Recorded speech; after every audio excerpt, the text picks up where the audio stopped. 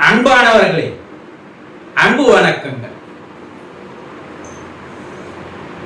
எல்லோரும் கோயிலுக்கு போறோம், எல்லோருமே கடவுளை வணங்குறோம். அத ஒரு கடமையா செய்யறோம். ஆனா அதை இன்வால்மெண்டோடு செய்யறோமா? அங்கதான் எல்லோருக்கும் சந்தேகமே. கோயிலுக்கு போறீங்க, கடவுளை வணங்குறீங்க. வணங்கும் போது முழுமையான ஒரு இன்வால்மெண்ட் உங்ககிட்ட இருக்கா? மனசாட்சி தொட்டு சொல்லுங்க. கிடையவே கிடையாது. ஏதோ போனோம், வணங்கணும், அது ஒரு கடமையா, அது ஒரு செயலா செய்யிட்டு வரீங்களே தவிர நீங்க முழுமையான ஒரு அட்டாச்மெண்டோடு, த டோட்டலி சரண்டர்னு சொல்லுவாங்க இல்லையா? பரிபூர்ணமாக மனதை அவனிடம் தந்து விடுதல். அந்த நிலையில ஒருத்தர்னா கடவுளை வணங்குறீங்களா? கிடையாது. கடவுளை நீங்கள் உண்மையிலேயே வணங்கினால் உங்கள் கண்களிலிருந்து கண்ணீரானது தாரை தாரையாக வெளிவர வேண்டும். எத்தனை பேர் அழுவுறீங்க கோயில்ல போய் சொல்லுங்க. கேட்டா என்ன சொல்லுவீங்க தெரியுமா? அழுவத்துக்காக கோயிலுக்கு போனோம் சொல்லுவீங்க. நீங்கள் அழுகும்போது உங்களை நீங்கள் மறந்து விடுகிறீர்கள். உங்களுடைய நினைப்பு அங்கு போயிடுது. மனம் ஜீரோ நிலைக்கு வந்து விடுகிறது. அப்போது இறைவனோடு உங்களுக்கு ஒரு தொடர்பு அப்பதான் கிடைக்கும். ஒரு குருவும் சீடனும் மலை கீழே உட்கார்ந்துருந்தான். இந்த மலை மேல ஆயிரக்கணக்கான பேர்கள் மலை மேல ஏறி போய் கடவுளை வணங்கி கீழே வந்த வண்ணமாக இருந்தாங்க. சீடன் குரு கிட்ட கேட்டான், குருவே, போறவங்க எல்லாம் கடவுளை பார்த்துட்டு வராங்களா கேட்டான். ஆமாம்பா, அவங்க கடவுளை பார்த்துட்டு தானே வராங்க,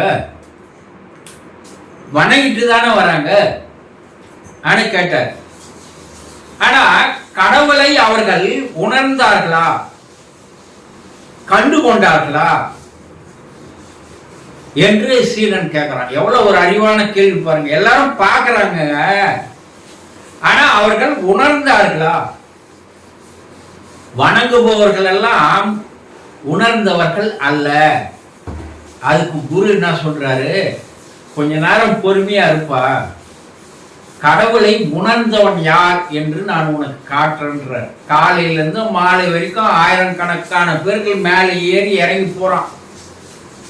மாலை நேரத்தில் ஒருவன் அழுத வண்ணமாக கீழே வந்து கொண்டிருக்கிறான். அவன் கல்ல கண்ணீர் வந்து கொண்டே இருக்கிறது. குரு நான் சொன்னார், சீடனை பார்த்து அவனை அழைத்து வானார்.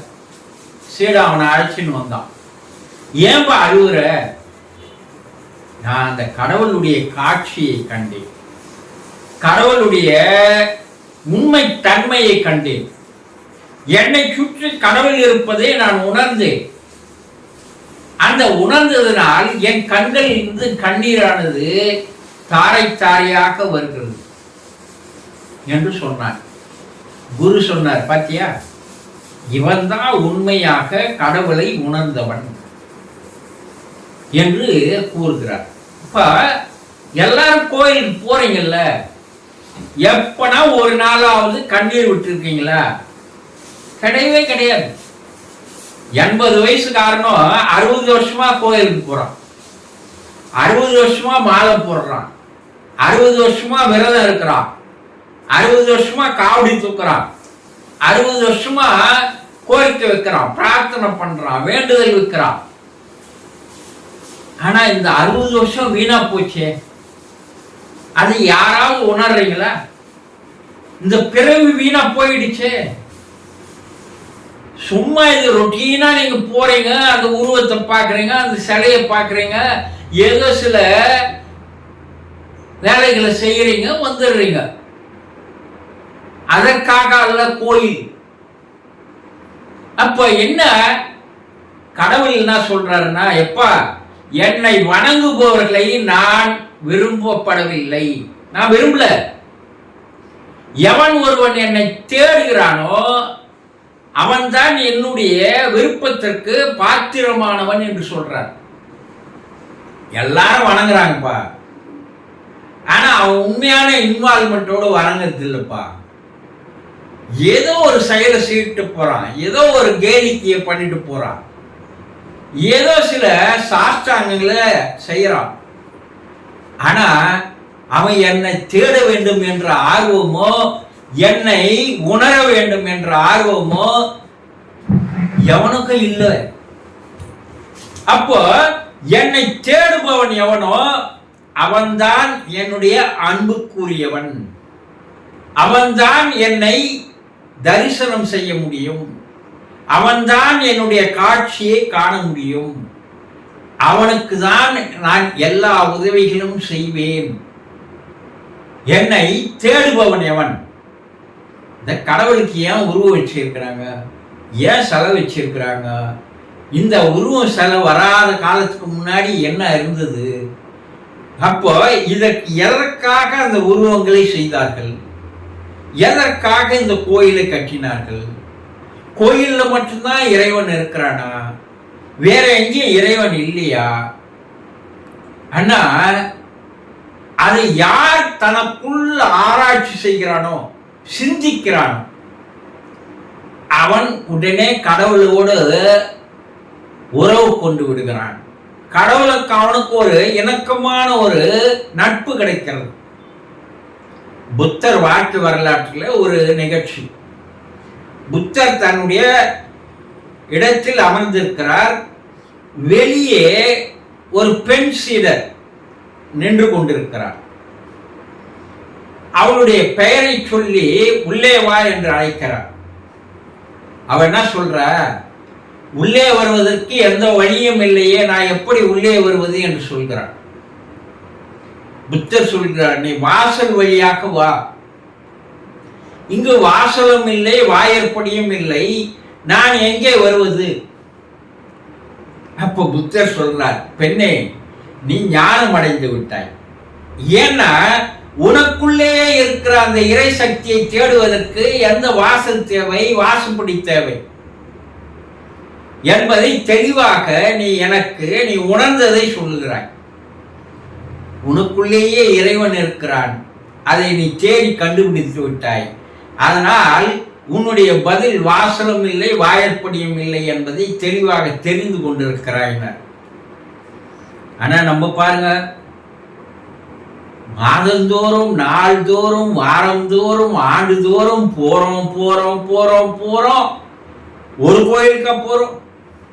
1000 கோயிலுக்கு போறோம், 1000 பிரார்த்தனை பண்றோம், வேண்டுதல் வைக்கிறோம், அபிஷேகம் பண்றோம், பரிகாரம் பண்றோம், பூஜை பண்றோம், யாகம் பண்றோம், என்னென்ன பண்றீங்க? இதையெல்லாம் செய்பவனை இறைவன் ஏற்றுக்கொள்வதே இல்லை, இறைவனுடைய கருணை கிடைப்பதே இல்லை. எவன் ஒருவன், அவன் யார், அவனுடைய மூலம் என்ன, அவனுடைய ஆதி என்ன, அவனுடைய ஆரம்பம் என்ன, அவன் எங்கே இருக்கிறான், அவன் நீக்கமர நிறைந்திருக்கின்ற ஒரு சக்தி, ஒரு அதிர்வொலி, ஒரு ஃப்ரீக்வன்சி, ஒரு பிரசன்னம் என்பதை எவன் தேடி தெரிந்து கொள்கிறானோ அவன் மட்டுமே இறைவனுக்கு பாத்திரமாக மாறுகிறான். அவனுக்கு இறைவன் எந்த நேரமும் அவனுக்கு உறுதுணையாக இருக்கிறார். அவனை மேலும் மேலும் மேலும் உயர்த்தி தன்னோடு அவனை அரவணைத்து சேர்த்து கொள்கிறார் என்பதை ஞானிகள், ரிஷிகள், முனிவர்கள், சித்தர்கள், அவதாரங்கள் தெரிந்து கொண்டார்கள். ஆனா பாமர மக்களுக்கு அது தெரியாமலேயே வாழ்ந்து வருகிறோமே. இன்னும் எத்தனை காலம்தான் இப்படி போவீங்க? எப்படிதான் வணங்கின்னு வருவீங்க? உங்கள் ஆயுள் போகிறது, உங்களுடைய வயசு போகிறது, ஆனா எந்த பலனும் இல்லை. இறைவன் உங்களை படைத்தது அவனை தேடி கண்டுபிடிப்பதற்கு தானே தவிர அவனுக்கு பாத்திரமாக, அன்புக்கு இணக்கமாக மாறுவதற்கு தானே தவிர இந்த வெளி உலக உலாக்கள் எல்லாம், சடங்குகள் எல்லாம் பைசாவுக்கு பிரயோஜனப்படாது என்பதை தெளிவாக தெரிந்து கொள்ளுங்கள். சந்தோஷம்.